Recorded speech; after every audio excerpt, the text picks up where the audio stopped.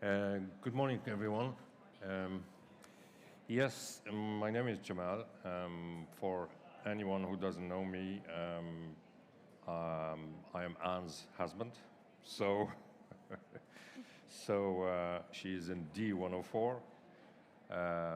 Yeah, Aberston is basically an e-commerce platform. We connect independent retailers with makers and designers and creatives. Um, we come in the middle and we basically put them together to trade in between themselves.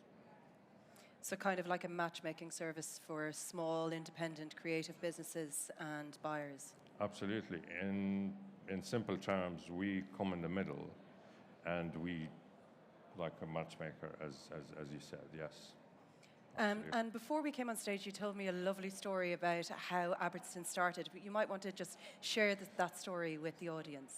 Oh yeah, that was our youngest daughter. She lives abroad. She offered us at one of Christmases 2 glasses, and they were very nice looking, unusual. And we asked her where did she get them from. We thought she got them from abroad, but in fact, she bought them from a shop, a retailer just around the corner from us. So the following Christmas, we went to have a look at the shop and see maybe we can get some presents. And we walked in, and I looked around personally, and I found everything and anything from prints to candles to soaps to scarves to designer books to so on and so forth. So I asked the lady, I said, how many suppliers do you have? She said, over 60. I said, what? Over 60? How do you deal with orders and invoicing and looking for new products and so on and so forth? And she said to me, well, we are 3 women here, and each one is responsible for a task. Oh, okay. So I said, what if I bring all these products into a warehouse? Would you buy from me? And she said, well, of course, if you make it easy for us. Yes. So the seed was planted. So went off and researched the industry, and I found that everything is done online today. You know, warehouses, old school. Then we started going to exhibitions. We started with Showcase, and then Gifted, and then we went to the UK, to NEC Birmingham, at the Spring Fair, and then we went to Paris as well, the Made in Ireland exhibition, the Made in France exhibition, and then Barcelona, and then Madrid. So we did them all. And we kept asking people, and if we gave them the idea, and every single person thought it was a brilliant idea, they were asking us, when would you start? When can we sign in? So that's how the idea came in, and that's how we started. So. And so speaking then with the retailers and the makers, when you were researching this, what were the big frustrations that were coming up? Well, the first one was the equivalent platforms. We were told that they were extremely big, so they weren't basically designed for small makers and independent retailers. You know, the small shops that you'll find in little lanes in capitals and so on and so forth. So that was one. And the second one was the minimum order quantities, and because you had to spend X amount before you can order products and so on and so forth. So we said, okay, this is not.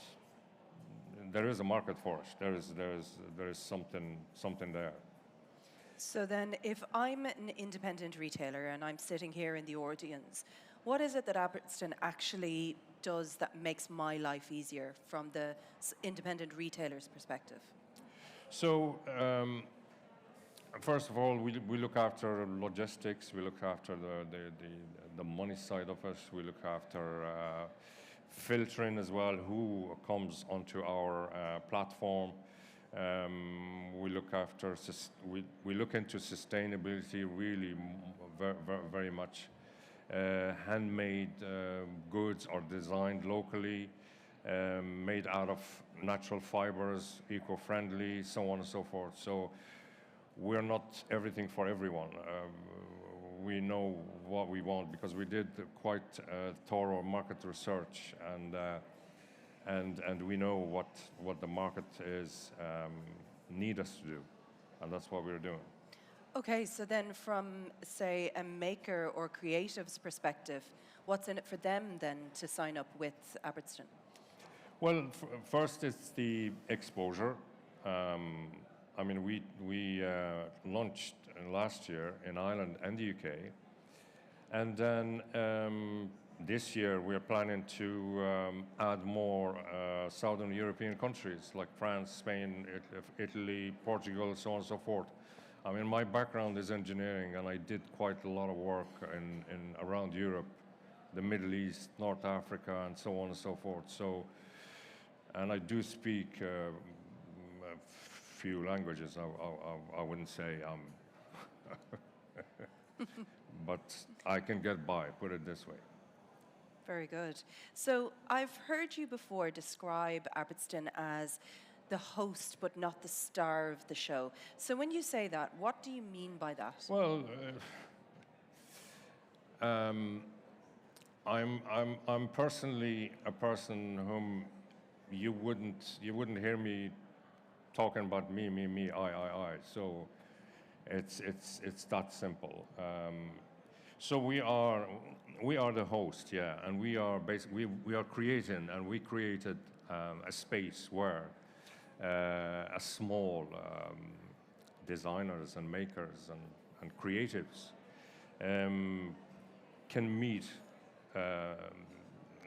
similar-minded retailers, and within the space they can feel more and more creative as they go along. So yeah, so. So the platform then is there as not so much the host, you're platforming the creatives, and they're the star of the show. Yeah, exactly. Yeah. So the spotlights basically are on the creatives and for their products and their creative to shine. Yes. And I suppose retail has been through a lot recently, particularly independent retail. So are you optimistic about the future? Oh, absolutely, absolutely. I mean, through our market research, I mean, we can just ask anyone, stop anyone and ask them. People are a bit tired of seamless. I mean, not long ago, 4 years ago, I did a small project. As I said, I have an engineering background in Casablanca, which is in Morocco. And you go to the city center, it's as if you are in Dublin or in any major capital. They have Zara, they have all the main brands. People are a bit tired of that seamless. They are tired of what comes out of the conveyor belt. They want something authentic. They are not afraid of paying a little bit more and get something that is unique, different, and that they can't find anywhere else. So almost like a curated experience. Absolutely. That's not homogenous. Yeah. Absolutely, so absolutely. I suppose that leads me to think then, in terms of curation, how do you decide what brands and products make it onto the Aberston platform? Well, we look for sustainability and sustainability. Any products that are using natural fibers, handmade or designed locally, because they can't all be handmade. They be small batches, because some minimum orders, as little as €100 within the order. So the small retailers can test products and they can see if they work for them or not. Yeah. So yeah, that's. It's really good because it reduces the risk for both the retailer and also for the Absolutely. maker and the business.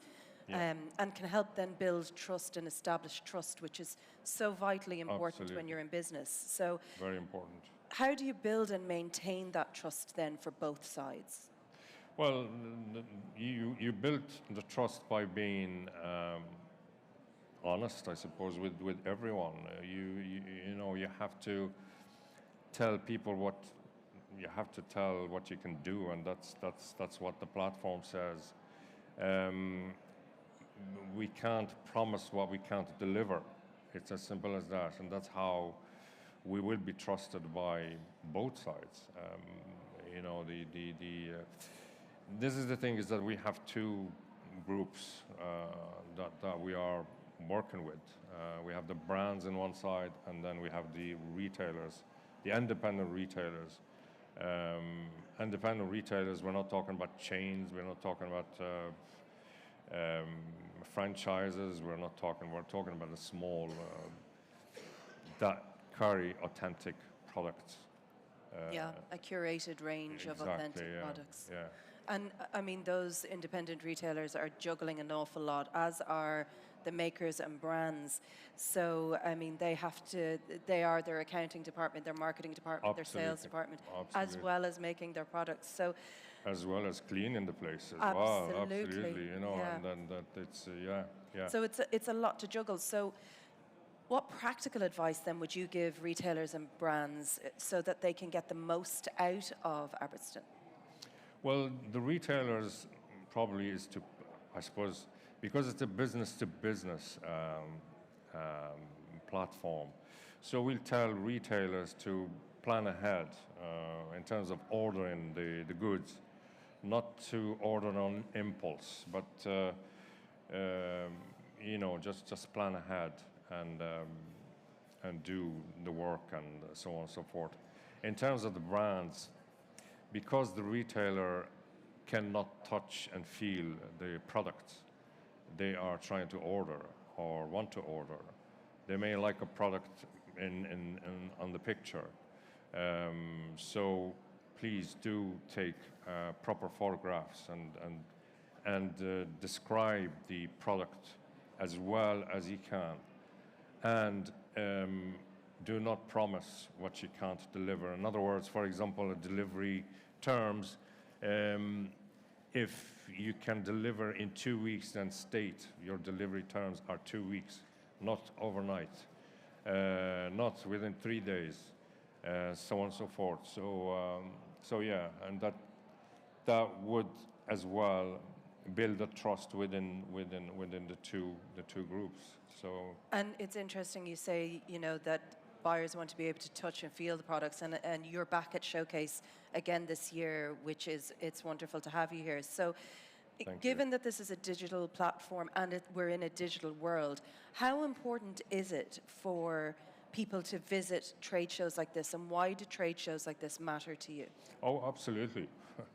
I mean, as you said, we are living on a digital world, so we are communicating using social media, using emails, using telephone as well. Sometimes when the other side is ready to talk to us or whatever, because we are hands-on on actual support and wanting to talk to people.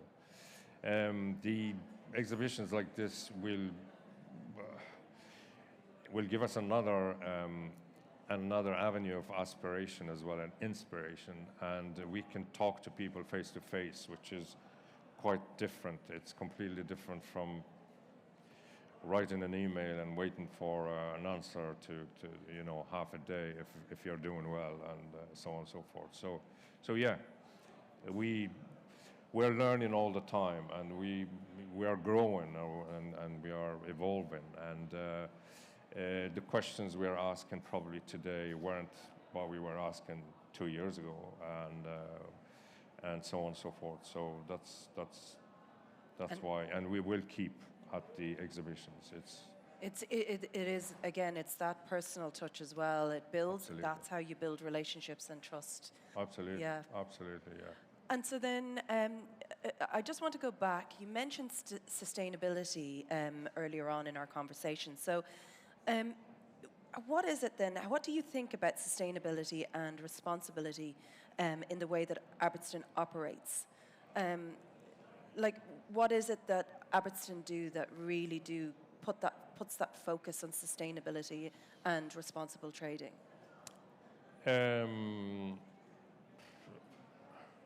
Well, sustainability is baked in our gene. And that's how we started, and that's how we will always be, being within sustainability and responsible in promoting sustainability and so on. So that's what we are. That's us. Which is wonderful to hear, and I think that's one of the things that Irish creatives and Irish brands can really stand 10 toes down on, because the work that they're making in Ireland Absolutely. is by its nature sustainable, and what they're using, their raw materials. Well, yeah, absolutely. 100%, and Ireland on its own, the name on its own is a brand. It's that promote. I mean, it's well known. I mean, you travel away if you say I'm Irish, or I come from Ireland, or I live in Ireland. The eyes opens up and say, oh, great, and do you know what I mean? That's why we are, and that's why we will continue to be.